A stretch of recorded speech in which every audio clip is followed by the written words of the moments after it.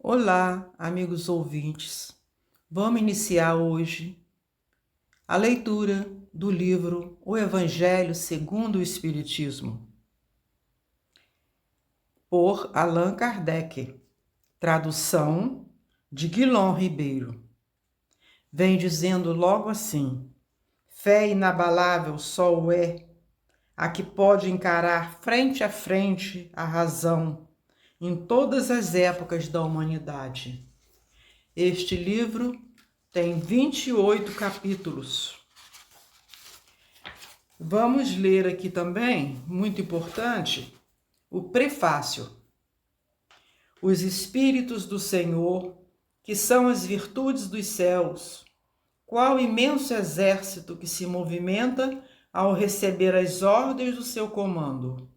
Espalham-se por toda a superfície da terra e, semelhantes a estrelas cadentes, vêm iluminar os caminhos e abrir os olhos aos cegos.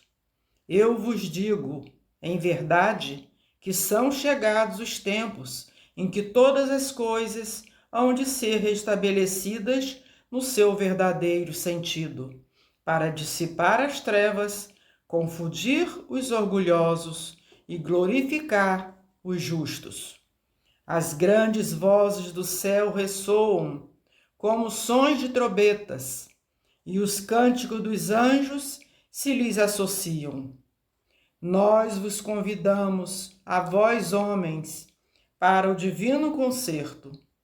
Tomai da lira, fazei uníssonas vossas vozes, e que no hino sagrado elas se estendam e repercutam de um extremo a outro do universo. Homens, irmãos a quem amamos, aqui estamos junto de vós. Amai-vos também uns aos outros e dizei do fundo do coração, fazendo as vontades do Pai que está no céu: Senhor, Senhor, e podereis entrar no reino dos céus. O Espírito de verdade. Aí eu aconselho a vocês que têm um livro em casa ou que não tenham, que têm pretensão de comprar, que leiam a introdução, que são 12 páginas. Nós vamos iniciar logo no primeiro capítulo. O primeiro capítulo é Não vim destruir a lei. As 3 revelações: Moisés, Cristo, Espiritismo, aliança da ciência e da religião, instruções dos Espíritos à Nova Era. Item 1. Não penseis que eu tenha vindo destruir a lei ou os profetas. Não os vim destruir, mas cumpri-los. Porquanto, em verdade vos digo, que o céu e a terra não passarão, sem que tudo que se acha na lei esteja perfeitamente cumprido, enquanto reste um único iota e um único ponto. Mateus 5, 17 e 18. Moisés, item 2. Na lei mosaica, há 2 partes distintas: a lei de Deus, promulgada no Monte Sinai, e a lei civil ou disciplinar, decretada por Moisés. Uma é invariável, a outra apropriada aos costumes e ao caráter do povo. Se modifica com o tempo. A lei de Deus está formulada nos 10 mandamentos seguintes. 1. Eu sou o Senhor vosso Deus, que vos tirei do Egito, da casa da servidão. Não tereis diante de mim outros deuses estrangeiros. Não fareis imagem esculpida, nem figuras alguma do que está em cima do céu, nem embaixo na terra, nem do que quer que esteja nas águas sob a terra. Não os adorareis, e não lhes prestarei culto soberano. Número 2. Não pronunciareis em vão o nome do Senhor vosso Deus. 3.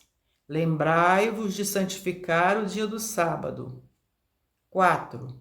Honrai a vosso pai e a vossa mãe, a fim de viverdes longo tempo na terra que o Senhor vosso Deus vos dará. 5. Não mateis. 6. Não cometais adultério. 7. Não roubeis. 8. Não presteis testemunho falso contra o vosso próximo. 9. Não desejeis a mulher do vosso próximo. 10. Não cobiceis a casa do vosso próximo, nem o seu servo, nem a sua serva, nem o seu boi, nem o seu asno, nem qualquer das coisas que lhe pertençam. É de todos os tempos e de todos os países essa lei, e tem por isso mesmo caráter divino. Todas as outras são leis que Moisés decretou, obrigado que se via conter, pelo temor, um povo de seu natural turbulento e indisciplinado, no qual tinha de ele combater arraigados abusos e preconceitos, adquiridos durante a escravidão do Egito. Para imprimir autoridade às suas leis, houve de lhes atribuir origem divina, conforme o fizeram todos os legisladores dos povos primitivos. A autoridade do homem precisava apoiar-se na autoridade de Deus. Mas só a ideia de um Deus terrível podia impressionar criaturas ignorantes, nas quais, ainda pouco desenvolvidos, se encontravam o senso moral e o sentimento de uma justiça reta. É evidente que aquele que incluíra entre os seus mandamentos não matareis, não causareis dano ao vosso próximo, não poderia contradizer-se fazendo da exterminação um dever. As leis mosaicas, propriamente ditas, revestiam, pois, um caráter essencialmente transitório. Na próxima, vamos falar o item 3, o Cristo. Vamos parar um pouquinho. Vamos continuar. Item 3, o Cristo. Jesus não veio destruir a lei, isto é, a lei de Deus. Veio cumpri-la, isto é, desenvolvê-la, dar-lhe o verdadeiro sentido e adaptá-la ao grau de adiantamento dos homens. Por isso é que se nos depara nessa lei o princípio dos deveres para com Deus e para com o próximo, base da sua doutrina.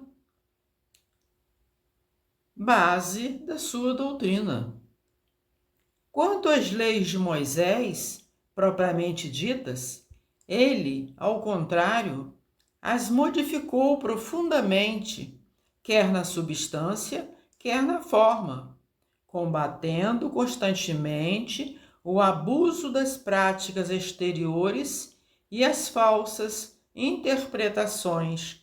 Por mais radical reforma, não podia fazê-las passar do que as reduzindo a esta única prescrição: amar a Deus acima de todas as coisas e o próximo como a si mesmo. E acrescentando, aí estão a lei toda e os profetas. Por estas palavras, o céu e a terra não passarão sem que tudo esteja cumprido, até o último iota, quis dizer Jesus ser necessário que a lei de Deus tivesse cumprimento integral, isto é, fosse praticada na terra inteira e em toda a sua pureza, com todas as suas ampliações e consequências. Efetivamente, de que serviria haver sido promulgada aquela lei se ela devesse constituir privilégio de alguns homens, ou ao menos de um único povo? Sendo filho de Deus, todos os homens, todos sem distinção nenhuma, são objeto da mesma solicitude. Sem distinção nenhuma, são objeto da mesma solicitude. Item 4.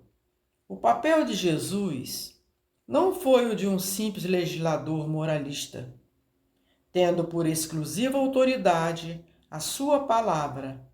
Cabia-lhe dar cumprimento às profecias que lhe anunciaram o advento. A autoridade lhe vinha da natureza excepcional, do seu espírito e da sua missão divina. Ele viera ensinar aos homens que a verdadeira vida não é a que transcorre na terra, e sim a que é vivida no reino dos céus. Viera ensinar-lhes o caminho que a este reino conduz, os meios de eles se reconciliarem com Deus e de pressentirem esses meios na marcha das coisas por vir, para a realização dos destinos humanos. Entretanto, não disse tudo, limitando-se, respeito a muitos pontos, a lançar o germe de verdades que segundo ele próprio o declarou, ainda não podiam ser compreendidas. Falou de tudo, mas em termos mais ou menos implícitos, para ser apreendido o sentido oculto de algumas palavras suas.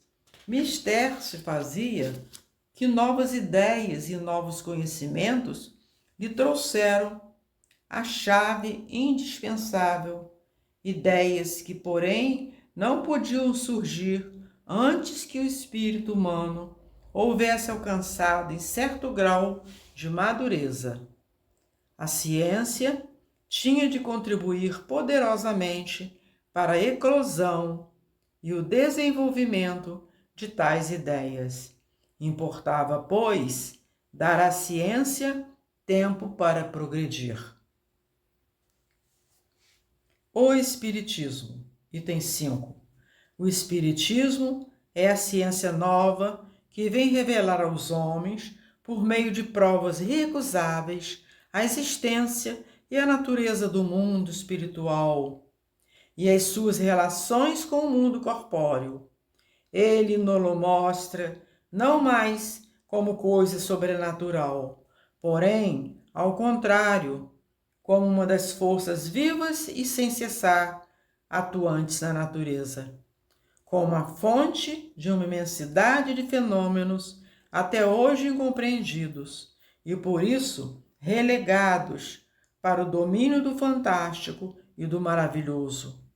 É a essas relações que o Cristo alude em muitas circunstâncias, e daí vem que muito do que ele disse permaneceu ininteligível ou falsamente interpretado. O Espiritismo é a chave com o auxílio da qual tudo se explica de modo fácil. Item 6. A lei do amigo, a lei do Antigo Testamento, deve em Moisés a sua personificação. A do Novo Testamento tem-na no Cristo. O Espiritismo é a terceira revelação da lei de Deus, mas não tem a personificá-la nenhuma individualidade, porque é fruto do ensino dado, não por um homem, sim pelos Espíritos, que são as vozes do céu, em todos os pontos da terra, com o concurso de uma multidão inumerável de intermediários. É, de certa maneira, um ser coletivo, formado pelo conjunto dos seres do mundo espiritual, cada um dos quais traz o tributo de suas luzes aos homens, para lhes tornar conhecido a esse mundo e a sorte que os opera. Assim, item 7, assim como Cristo disse, não vim destruir a lei, porém cumpri-la, também o Espiritismo diz, não venho destruir a lei cristã, mas dar-lhe execução.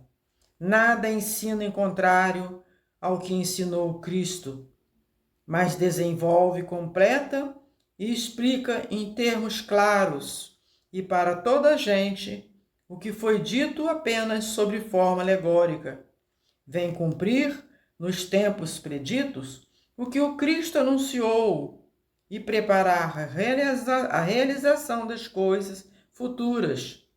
Ele é, pois, obra do Cristo, que preside conforme igualmente o anunciou, a regeneração que se opera e prepara o reino de Deus na terra.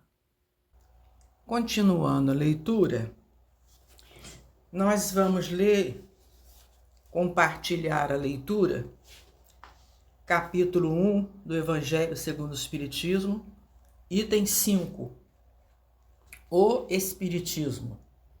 O Espiritismo é a ciência nova que vem revelar aos homens, por meio de provas irrecusáveis, a existência e a natureza do mundo espiritual e as suas relações com o mundo corpóreo. Ele nos mostra não mais como coisa sobrenatural, porém, ao contrário, como uma das forças vivas e sem cessar atuantes de natureza, como a fonte de uma imensidade de fenômenos até hoje incompreendidos e por isso relegados para o domínio do fantástico e do maravilhoso.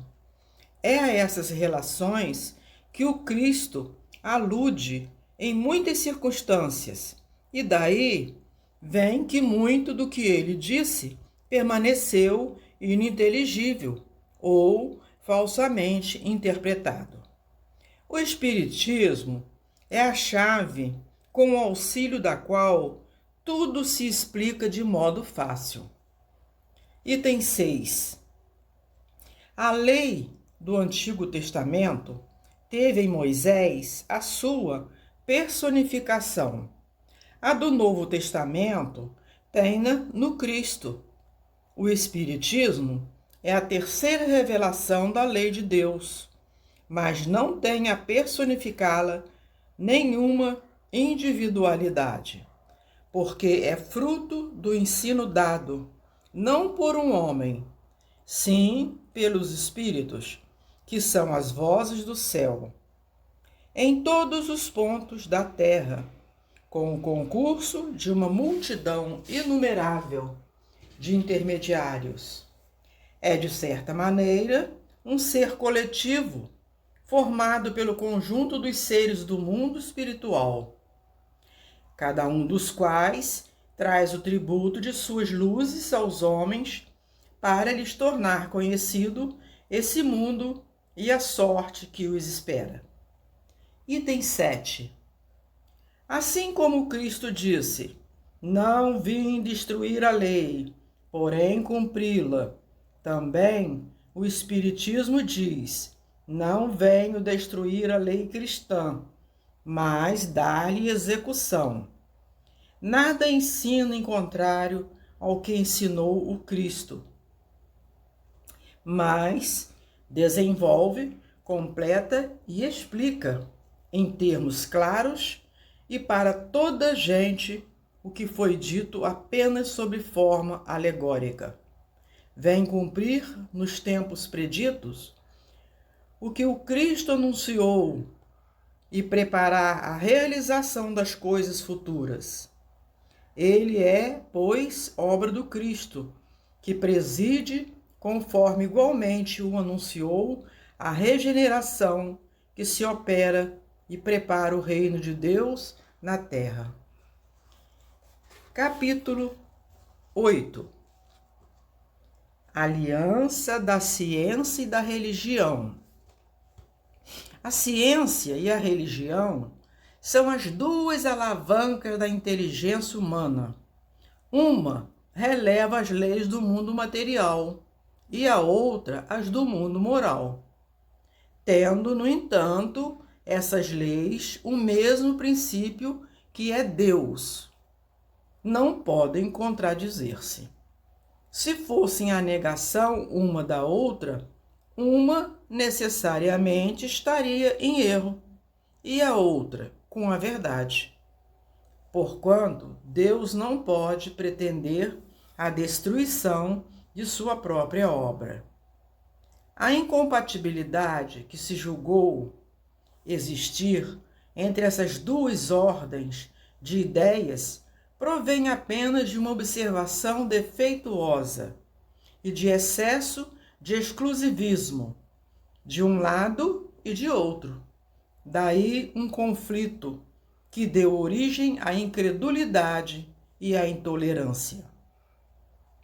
São chegados os tempos em que os ensinamentos do Cristo têm de ser completados, em que o véu intencionalmente lançado sobre algumas partes desse ensino tem de ser levantado, em que a ciência, deixando de ser exclusivamente materialista, tem de levar em conta o elemento espiritual, e em que a religião, deixando de ignorar as leis orgânicas e imutáveis da matéria, como duas forças que são, apoiando-se uma na outra e marchando combinadas, se prestarão mútuo concurso. Então, não mais desmentida pela ciência, a religião adquirirá inabalável poder, porque estará de acordo com a razão, já se lhe não podendo mais opor à irresistível lógica dos fatos. A ciência e a religião não puderam, até hoje, entender-se, porque, encarando cada uma as coisas do seu ponto de vista exclusivo, reciprocamente se repeliam. Faltava com que encher o vazio que as separava, um traço de união que as aproximasse. Esse traço de união está no conhecimento das leis que regem o universo espiritual e suas relações com o mundo corpóreo. Leis tão imutáveis quanto as que regem o movimento dos astros e a existência dos seres. Uma vez comprovadas pela experiência essas relações, nossa luz se fez. A fé dirigiu-se à razão. Esta nada encontrou de ilógico na fé. Vencido foi o materialismo. Mas nisso, como em tudo, há pessoas que ficam atrás, até serem arrastadas pelo movimento geral, que as esmaga. Se tentam resistir-lhe, em vez de o acompanharem. É toda uma revolução que neste momento se opera e trabalha os espíritos. Após uma elaboração que durou mais de 18 séculos, chega ela à sua plena realização e vai marcar uma nova era na vida da humanidade. Fáceis são de prever as consequências. Acarretará para as relações sociais inevitáveis modificações, às quais ninguém terá força para se opor, porque elas estão nos desígnios de Deus e derivam da lei do progresso, que é lei de Deus. Gratidão. Continuando a leitura, nós vamos compartilhar a leitura, capítulo 1 do Evangelho segundo o Espiritismo, item 5, o Espiritismo. O Espiritismo é a ciência nova que vem revelar aos homens por meio de provas irrecusáveis, a existência e a natureza do mundo espiritual e as suas relações com o mundo corpóreo. Ele nos mostra não mais como coisa sobrenatural, porém, ao contrário, como uma das forças vivas e sem cessar atuantes de natureza, como a fonte de uma imensidade de fenômenos até hoje incompreendidos e por isso relegados para o domínio do fantástico e do maravilhoso. É a essas relações que o Cristo alude em muitas circunstâncias, e daí vem que muito do que ele disse permaneceu ininteligível ou falsamente interpretado. O Espiritismo é a chave com o auxílio da qual tudo se explica de modo fácil. Item 6. A lei do Antigo Testamento teve em Moisés a sua personificação. A do Novo Testamento tem-na no Cristo. O Espiritismo é a terceira revelação da lei de Deus, mas não tem a personificá-la nenhuma individualidade, porque é fruto do ensino dado, não por um homem, sim pelos Espíritos, que são as vozes do céu, em todos os pontos da terra, com o concurso de uma multidão inumerável de intermediários. É, de certa maneira, um ser coletivo, formado pelo conjunto dos seres do mundo espiritual, cada um dos quais traz o tributo de suas luzes aos homens para lhes tornar conhecido esse mundo e a sorte que os espera. Item 7. Assim como Cristo disse: não vim destruir a lei, porém cumpri-la, também o Espiritismo diz: não venho destruir a lei cristã, mas dar-lhe execução. Nada ensina em contrário ao que ensinou o Cristo, mas desenvolve, completa e explica, em termos claros e para toda a gente, o que foi dito apenas sob forma alegórica. Vem cumprir, nos tempos preditos, o que o Cristo anunciou e preparar a realização das coisas futuras. Ele é, pois, obra do Cristo, que preside, conforme igualmente o anunciou, a regeneração que se opera e prepara o reino de Deus na terra. Capítulo 8. Aliança da ciência e da religião. A ciência e a religião são as duas alavancas da inteligência humana. Uma releva as leis do mundo material e a outra as do mundo moral, tendo, no entanto, essas leis o mesmo princípio, que é Deus. Não podem contradizer-se. Se fossem a negação uma da outra, uma necessariamente estaria em erro e a outra com a verdade. Porquanto Deus não pode pretender a destruição de sua própria obra.